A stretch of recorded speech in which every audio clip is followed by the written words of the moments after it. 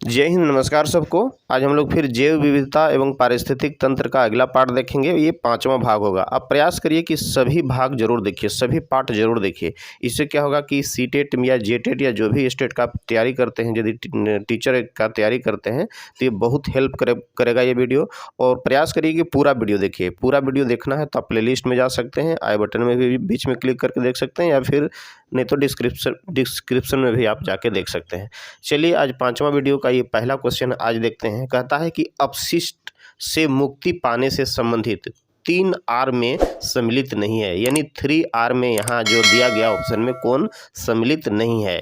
कम उपयोग, पुनः उपयोग, पुनरुद्भवन या फिर पुनः चक्रण। तो इसका आंसर यहाँ होगा ए, यानी कम उपयोग। देखिए, यहाँ अपशिष्ट से मुक्ति पाने से संबंधित 3R में कम उपयोग सम्मिलित नहीं है, जबकि पुनः उपयोग, जिसको हम लोग रीयूज या पुनरुद्भवन यानी रिप्रोडक्शन या फिर पुनः चक्रण, रिसाइकलिंग से संबंधित है। इस प्रकार से ए मेरा सही आंसर है। आगे देखिए, चेरनोबिल दुर्घटना किससे संबंधित है? इंपॉर्टेंट क्वेश्चन है ये। क्वेश्चन जीएस में भी बहुत बार पूछा है। ऑप्शन देखिए, भूस्खलन, लैंडस्लाइडिंग या फिर भूकंप, अर्थक्वेक या फिर नाभिकीय दुर्घटना, है ना, जो भी है ना, नाभिकीय दुर्घटना या फिर अम्लीय वर्षा, एसिड रेन। ठीक है, तो यहाँ पर देखिए इसका आंसर जो होगा यहाँ नाभिकीय दुर्घटना। ठीक है, यानी जो भी न्यूक्लियर दुर्घटना होती है यही इसका आंसर होगा। यानी चेरनोबिल दुर्घटना नाभिकीय दुर्घटना से संबंधित है। यह मानव इतिहास की सबसे बड़ी दुर्घटना है। यानी आज तक देखा गया है कि जो भी मानव इतिहास का सबसे बड़ा दुर्घटना यह है। जो याद रखना है कि 26 अप्रैल 1986 को यूक्रेन स्थित चेरनोबिल परमाणु संयंत्र के रिएक्टर में हुई। यह परमाणु संयंत्र उत्तरी सोवियत यूक्रेन में स्थित प्रियप्त शहर, यानी प्रिपियत शहर में स्थित है। प्रिपियत शहर में स्थित है। ठीक है, आगे देखिए, कहता है कि घरेलू मवेशी तथा भेड़ किस हरित गृह गैस के उत्पादन के लिए उत्तरदायी हैं? इंपॉर्टेंट क्वेश्चन है। यानी कौन सा ऐसा घरेलू मवेशी है और भेड़ है, यानी किस प्रकार का, किस जाति का, है ना, जो हरित गृह गैस के उत्पादन के लिए उत्तरदायी है? ओजोन, नाइट्रस ऑक्साइड या फिर क्लोरोफ्लोरोकार्बन या फिर मीथेन। तो इसका आंसर होगा यहाँ पर मीथेन। यानी घरेलू मवेशी जैसे गाय, भैंस, बकरी, भेड़ मीथेन गैस के उत्पादन के लिए उत्तरदायी हैं। मवेशी मुंह में जुगाली की प्रक्रिया द्वारा मीथेन गैस का उत्सर्जन करते हैं। ठीक है, मीथेन एक रंगहीन गंधहीन गैस है और इसका रासायनिक सूत्र जानते हैं, यह हाइड्रोकार्बन है। ठीक है, हाइड्रोकार्बन जिसमें एल्केन का भाग है, जिसमें होता है कि मीथेन है, यानी CH4। यानी कोई गाय जब भोजन खाती है, यानी घास खाने के बाद जब जुगाली मारती है तो उसमें जो निकलता है, जो उसके मुंह से, वही मीथेन गैस होता है। आगे देखिए, वनों के कटान के प्रमुख परिणाम है। यानी जब जंगल को काट देते हैं तो उसका क्या रिजल्ट होगा? ठीक है, अब देखिए, वन्य प्राणी की प्राकृतिक आवास का विनाश होगा, यह सही हो सकता है। जल चक्रण पर प्रभाव पड़ता है, मृदा अपरदन होता है, या उपरोक्त में से यहाँ देखिए कौन सा कथन सही है? तो स्पष्ट है यहाँ पर इसका आंसर जो होगा तीनों होना चाहिए, यानी डी में देखिए ऑप्शन इसका सही आंसर है। ठीक है, यानी वन के कटाव से वन्य जीवों की प्राकृतिक आवास का विनाश होता है तथा जल चक्रण पर भी हानिकारक प्रभाव पड़ता है, क्योंकि वन एवं वनस्पतियां जल चक्र को बनाए रखने में महत्वपूर्ण भूमिका निभाती है। वनों के कटाई से मृदा अपरदन भी होता है। ठीक है, जिससे वन सूखने लगता है, साथ ही मिट्टी में पोषक तत्व की कमी आने लगती है। यानी जो भी उसके पोषक तत्व हैं, पानी में घुल करके वो पोषक तत्व बह जाते हैं और वह, है ना, उस कमी आने लगती है और वह सूख जाती है। मृदा अपरदन वनों की कटाई के कारण आकस्मिक घटनाएं, यानी मृदा अपरदन के साथ साथ जो होता है वनों की कटाई के कारण जो आकस्मिक घटनाएं होती है, जैसे बाढ़, सूखा, भूस्खलन इत्यादि होती है। आगे देखिए, कहता है कि निम्नलिखित में कौन SO2 यानी सल्फर डाइऑक्साइड प्रदूषण का सर्वोत्तम सूचक है? शैवाल, लाइकेन, ब्रायोफाइट या फिर टेरिडोफाइट। तो इसका आंसर होगा लाइकेन, यानी बी सही आंसर है। लाइकेन सल्फर डाइऑक्साइड प्रदूषण का सर्वोत्तम सूचक है। लाइकेन का प्रयोग जैव सूचक, यानी जो भी बायो इंडिकेटर के रूप में किया जाता है। ये वायु में उपस्थित वायु प्रदूषक एवं सल्फर डाइऑक्साइड के प्रति संवेदी होते हैं। प्रदूषित हवा में ये विलुप्त हो जाती है। ठीक है, यानी प्रदूषित हवा में यह क्या होता है? विलुप्त हो जाता है। लाइकेन को कवक और शैवाल के बीच कड़ी कहा जाता है। यानी ये क्या होता है, लाइकेन जो होता है कवक और शैवाल के बीच में एक चैन यानी कड़ी का काम करता है। अगला प्रश्न देखिए, कहता है कि वायु प्रदूषण के संदर्भ में असंगत को पहचानिए। यानी यहाँ 4 ऑप्शन में से एक जो कौन है जो अलग है, ठीक है, असंगत है यानी अलग है। देखिए है ना, सुपोषिता, स्मॉग, अम्ल वर्षा या फिर निलंबित कणीय पदार्थ, ठीक है। तो यहाँ पर इसका जो आंसर होगा सुपोषिता, यहाँ ये अलग है। देखिए यहाँ सुपोषिता वायु प्रदूषण से संबंधित नहीं है, यानी सुपोषिता जो होता है वह वायु प्रदूषण से रिलेटेड नहीं है, जबकि स्मॉग, धुआं, अम्ल वर्षा, निलंबित कणीय पदार्थ जो ये सभी क्या होते हैं, वायु प्रदूषण के कारण होते हैं, प्रमुख कारक होते हैं, ठीक है। आगे देखिए, जल में कार्बनिक पदार्थ जैसे कि अपशिष्ट पदार्थ या वाहित मल जो उसमें गंदगी बह जाता है की अधिकता को सुपोषिता कहते हैं, है ना, जो वायु प्रदूषण से संबंधित नहीं है। ये किससे संबंधित है, ये जल प्रदूषण से संबंधित है। सुपोषिता मुख्यतः जल प्रदूषण से रिलेटेड है, संबंधित है। अगला प्रश्न देखिए, निम्नलिखित में से कौन सी ग्रीन हाउस गैस नहीं है, है ना, ऐसे प्रश्न बहुत बार पूछते हैं। देखिए carbon dioxide, nitrous oxide, helium और मीथेन। तो इसका आंसर हो गया यहाँ हीलियम, बाकी सभी क्या होते हैं, ग्रीन हाउस गैस हैं। यानी हीलियम ग्रीन हाउस गैस नहीं है। कार्बन डाइऑक्साइड, नाइट्रस ऑक्साइड और मीथेन ग्रीन हाउस गैसें हैं जो वायुमंडल में तापमान वृद्धि के लिए उत्तरदायी होते हैं, ठीक है। हीलियम एक अक्रिय गैस है ना, ये क्या होता है, एक इनर्ट गैस है, नोबेल गैस है, जो हाइड्रोजन के पश्चात दूसरी सबसे हल्की गैस है। इसकी खोज विलियम रेमजे, याद रखना है, यानी हीलियम गैस की खोज किसने किया था, विलियम रेमजे ने की थी। यह एक रंगहीन, गंधहीन और अज्वलनशील गैस है। इसका प्रयोग मौसम प्रेक्षण तथा गुब्बारों में भरने के लिए किया जाता है। चूँकि यह हल्का होता है और गुब्बारा में भरने से वो गुब्बारा ऊपर उड़े, इसीलिए इसको गुब्बारे के अंदर इसको भरा जाता है। वायुयान के टायरों में भी हीलियम गैस ही भरी जाती है, ठीक है। समुद्री गोताखोर सांस लेने के लिए उपयोग की जाने वाली जो टैंक होता है उसमें भी हीलियम को ऑक्सीजन के साथ मिलाकर उसमें प्रयोग करता है, ठीक है। आगे देखिए, ध्वनि प्रदूषण का मापन किस इकाई द्वारा किया जाता है। यानी जो साउंड का जो प्रदूषण होता है, पोल्यूशन होता है, उसमें उसका मापन का यूनिट क्या है, इकाई क्या है, जूल, डेसिबल, न्यूटन या फिर नैनो इकाई। तो क्लियर, इसका आंसर डेसिबल होगा। यानी ध्वनि प्रदूषण की मापन इकाई डेसिबल है। मनुष्य के कान 0 से लेकर के 180 डेसिबल तक की ध्वनि को तीव्रता की प्रति संवेदनशील होती है। यानी सामान्य बातचीत के लिए 60 डेसिबल ध्वनि पर्याप्त होती है, जबकि स्कूटर, ट्रक आदि के लिए जो ध्वनि निकलता है वो 90 डेसिबल की ध्वनि उत्पन्न करते हैं। और रॉकेट की शोर जो होता है 180 डेसिबल का होता है, और 90 डेसिबल से 120 से अधिक डेसिबल की ध्वनि मनुष्य के लिए हानिकारक होती है। यानी लगातार इतना ध्वनि सुनते रहने से उसमें सुनने की क्षमता, उसका कान जो होता है मनुष्य का, सुनने की क्षमता खो सकता है वो, ठीक है। अगला देखिए, कहता है कि निम्नलिखित किस गैस के कारण भोपाल गैस त्रासदी हुई। यानी कौन सा गैस के कारण, ये क्वेश्चन बहुत इंपॉर्टेंट है ना। Chlorofluorocarbon, carbon dioxide, nitrous oxide और मिथाइल आइसोसाइनेट। कई बार क्वेश्चन पूछा जा चुका है, तो इसका आंसर डी होगा, मिथाइल आइसोसाइनेट यानी मिक गैस के कारण भोपाल त्रासदी हुई, ठीक है। यह घटना कब हुई थी, 3 दिसंबर 1984 को भोपाल स्थित यूनियन कार्बाइड कंपनी के कारखाने में एक जहरीले गैस मिथाइल आइसोसाइनेट के रिसाव से हुआ, जिससे लगभग 15,000 से अधिक लोगों की मौत हो गई। यानी लोग सोते रह गए और उस गैस जो जिधर फैला सभी जगह एकदम तबाही मचा दिया, लोगों की मौत हो गई। बहुत से लोग शारीरिक अपंगता और अंधेपन का भी शिकार हो गए, है ना। इस दुर्घटना को भोपाल गैस त्रासदी के नाम से जाना जाता है। आगे देखिए, ग्रीन मफलर संबंधित है, इंपॉर्टेंट क्वेश्चन है। यानी ग्रीन मफलर किससे रिलेटेड है, मृदा प्रदूषण से, वायु प्रदूषण से, ध्वनि प्रदूषण से या फिर जल प्रदूषण से। तो इसका आंसर सी होगा, ध्वनि प्रदूषण से, है ना। ग्रीन मफलर ध्वनि प्रदूषण से संबंधित है।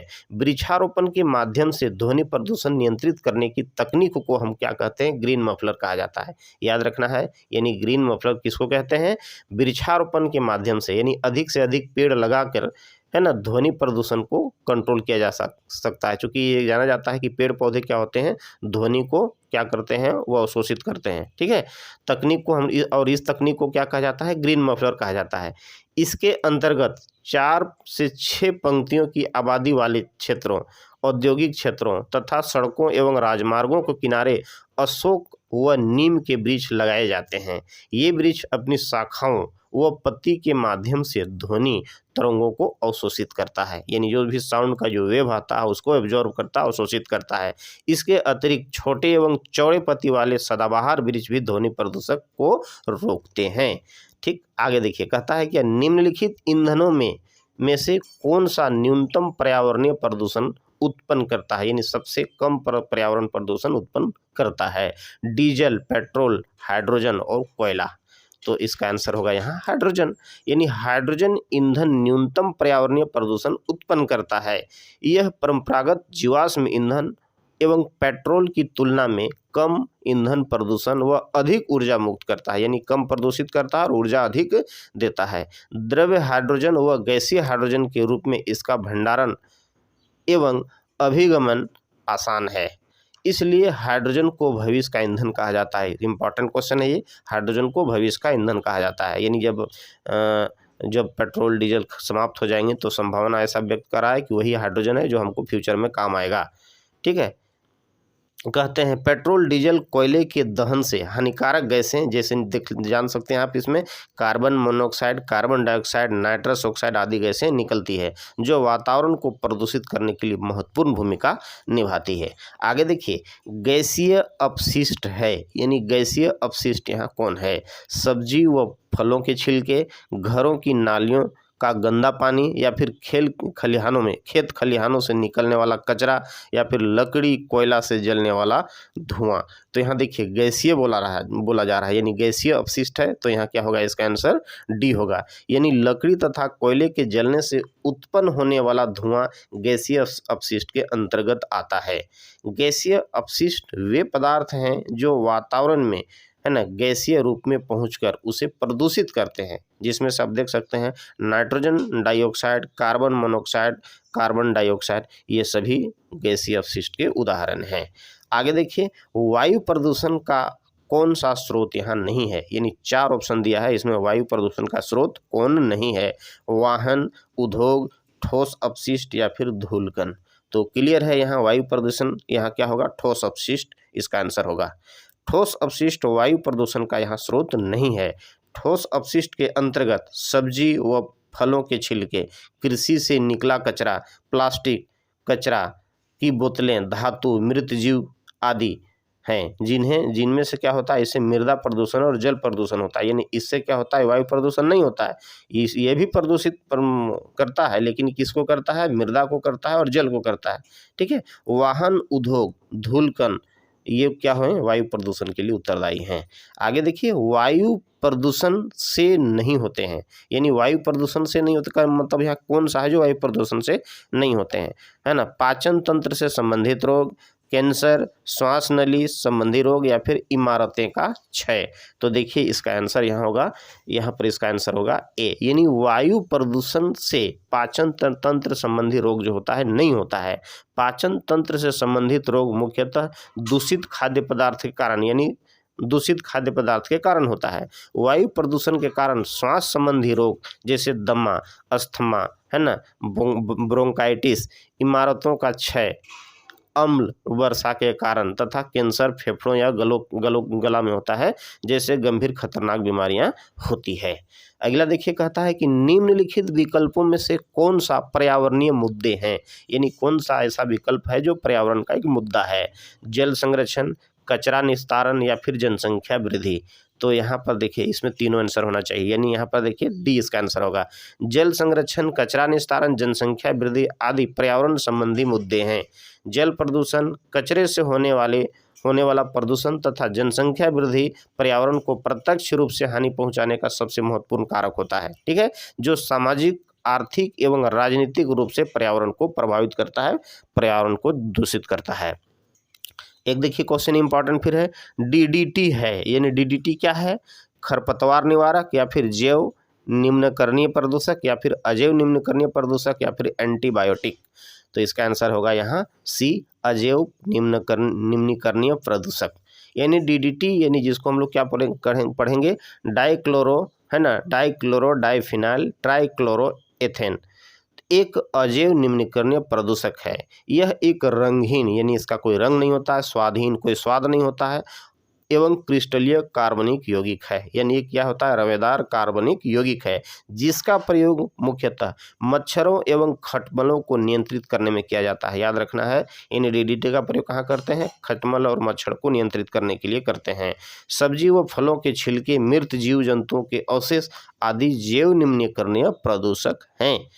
आगे देखिए, स्मोक जिसको हम लोग धुंध कहते हैं, यह बनता है, कैसे बनता है, धुएं तथा कोहरे से, वाष्प के संघनन से, यानी जो भी वाष्प होता है वेपर होता है उसके कंडेंसेशन से, या फिर कोहरा से, कोहरा तथा है ना NO2 से, फिर धुआं तथा CO2 से।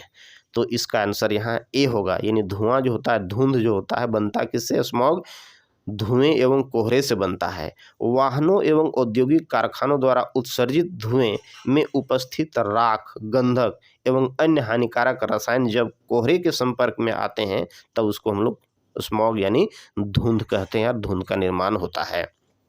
एसिड रेन यानी अम्लीय वर्षा का कारण निम्न में से किसकी सांद्रता में वृद्धि करता है, यानी अम्लीय वर्षा का कारण जो होता है दिया गया कौन सा ऑप्शन में होता है जिसका सांद्रता को वृद्धि करता है। चलिए देखिए ऑप्शन क्या कहता है, SO2 यानी सल्फर डाइऑक्साइड तथा नाइट्रोजन डाइऑक्साइड। फिर है बी में देखिए कार्बन मोनोऑक्साइड तथा कार्बन डाइऑक्साइड, कार्बन मोनोऑक्साइड तथा नाइट्रोजन, और फिर धूल तथा O3 यानी ओजोन। तो यहाँ पर इसका सही आंसर जो होगा ए होगा। अम्लीय वर्षा के कारण SO2 और NO2 की सांद्रता में वृद्धि होती है। वर्षा के जल में जब अम्ल की मात्रा अधिक होती है, यानी वर्षा के जल में जब एसिड की मात्रा अधिक होती है तब उसको हम लोग एसिड रेन यानी अम्लीय वर्षा कहते हैं। अम्लीय वर्षा के कारण सल्फर डाइऑक्साइड तथा नाइट्रोजन डाइऑक्साइड, ठीक है, नाइट्रोजन डाइऑक्साइड जैसी गैसें का वर्षा के जल में घुलकर क्या होता है, सल्फ्यूरिक एसिड यानी H2SO4 एवं नाइट्रिक एसिड HNO3 बनाता है, जो बहुत ही खतरनाक होता है। आगे देखिए, निम्न में से कौन सा ऊर्जा का स्रोत कभी पर्यावरणीय प्रदूषण नहीं करता है, यानी यहाँ कौन सा ऊर्जा का स्रोत है जो कभी पर्यावरण को प्रदूषित नहीं करता है। नाभिकीय ऊर्जा, सौर ऊर्जा, कोयला या पेट्रोलियम। आसान प्रश्न, आंसर बी होगा सौर ऊर्जा। ठीक है, सौर ऊर्जा कभी पर्यावरण को प्रदूषित नहीं करती। सौर ऊर्जा वह ऊर्जा है जो सूर्य से प्राप्त होती है। किससे प्राप्त होती है, सूर्य से प्राप्त होती है। यह एक प्राकृतिक संसाधन है जो प्रकृति में असीमित मात्रा में उपलब्ध है। ठीक है, सौर ऊर्जा एक गैर पारंपरिक ऊर्जा संसाधन है तथा जो ऊर्जा का अक्षय स्रोत है, यानी कभी बर्बाद, कभी इसका विनाश नहीं हो सकता है, यानी अक्षय है। ठीक है, इसका प्रयोग विद्युत ऊर्जा के रूप में, कार व हवाई जहाज में ईंधन के रूप में तथा भोजन पकाने में किया जाता है। यह ऊर्जा कभी पर्यावरण का प्रदूषण नहीं करती, जबकि नाभिकीय ऊर्जा, कोयला, पेट्रोलियम, पारंपरिक ऊर्जा नश्वर ऊर्जा के संसाधन है ना, नश्वर ऊर्जा के संसाधन है। इनसे निकलने वाली गैसें पर्यावरण प्रदूषण के लिए उत्तरदायी होता है। आगे प्रश्न कहता है, क्वेश्चन देखिए, कृत्रिम वर्षा हेतु मेघ विजन के लिए प्रयुक्त रसायन यहाँ कौन है? सिल्वर नाइट्रेट, पोटासियम ब्रोमाइड या सिल्वर आयोडाइड या फिर पोटासियम नाइट्रेट। तो इसका आंसर होगा सिल्वर आयोडाइड। ठीक है, कृत्रिम वर्षा हेतु मेघ विजन के लिए सिल्वर आयोडाइड AgI का प्रयोग किया जाता है।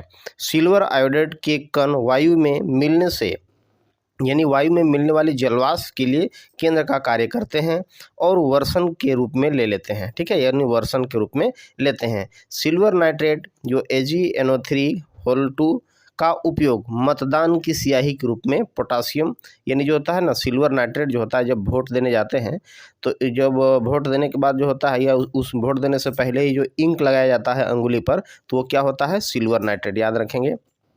ठीक है, यानी मतदान के रूप में, स्याही के रूप में इसको करते हैं। पोटासियम ब्रोमाइड का प्रयोग नींद की दवा के रूप में होता है। नींद की दवा के रूप में पोटासियम ब्रोमाइड की दवा का प्रयोग होता है।